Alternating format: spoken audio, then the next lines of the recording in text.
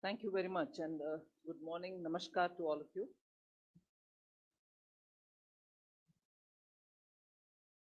Let me start with my statement before you.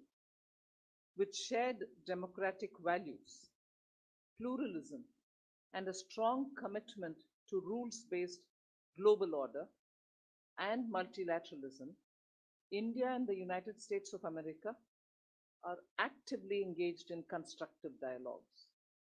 These exchanges serve as a testament to our mutual commitment to nurture a robust partnership and harness the potential for progress and prosperity. The state visit of the Honorable Prime Minister Shri Narendra Modi ji to the United States last month and his meeting with the US President have enhanced the strength and dynamism of the partnership. The historic visit paved the way for new avenues of collaboration, propelling our partnership to a greater height. Today, our discussions highlight the commitment of India and the United States to actively further the G20 agenda, and these include addressing critical global issues such as strengthening the multilateral development banks and taking coordinated climate action, facilitating consensus to intractable issues associated with rising indebtedness of low and middle income countries, and harnessing opportunities presented by crypto assets and digital public infrastructure for financial inclusion. I also look forward to furthering our bilateral interests through development cooperation and new investment opportunities through alternate investment platforms for renewable energy. As we look ahead, we reaffirm our commitment to achieve substantial outcomes through close engagement. By leveraging each other's expertise and resources, we actively promote economic growth, foster innovation, and drive sustainable development. Our partnership will create a prosperous and equitable future, making it a catalyst for positive change worldwide.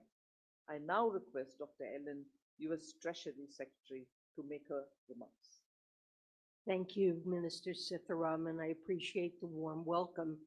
This is my third trip to India as Secretary of the Treasury, and I value the opportunity to meet with you on all these occasions.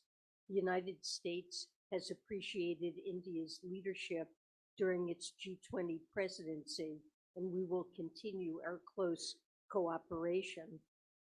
The world is looking to the G20 to make progress on key challenges like climate change and pandemics as part of our work to strengthen the global economy and to support developing countries.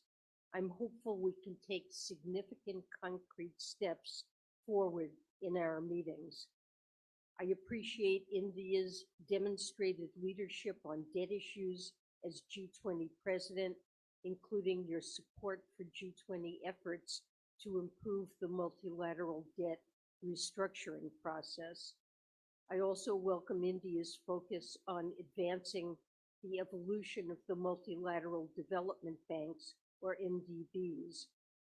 It's vital that we use meetings like this to strengthen our coalition of shareholders that are working together to press for more ambition and specific reforms with respect to the MDB's vision, incentive structures, operational approaches, and financial capacity to better address global challenges. We estimate that the MDBs as a system could unlock $200 billion over the next decade just from the measures already being implemented or under deliberation as part of this process. The recently released G20 MDB Experts Group report is one recent useful input to this work, though we must only explore capital increases after the reforms in these areas have progressed further.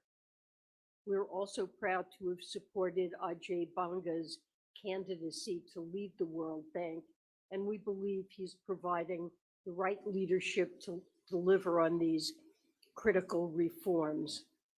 It's also important to address the immediate need to boost the bank's concessional lending capacity for global challenges and support low-income countries to supplement ongoing efforts, and Indian partnership in this effort will be a key to its success.